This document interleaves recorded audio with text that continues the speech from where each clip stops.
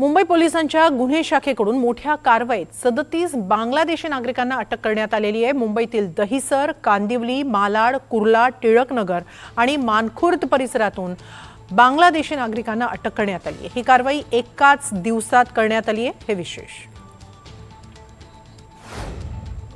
मुंबई शहरामध्ये अवैधरित्या जे बांगलादेशी नागरिक राहत आहे त्यांच्यावरती कारवाई करण्यासंदर्भात माननीय पोलीस आयुक्त, माननीय पोलीस आयुक्त गुन्हे शाखा व ॲडिशनल CP क्राईम सर यांनी कारवाई करण्याबाबतच्या सूचना दिल्या होत्या।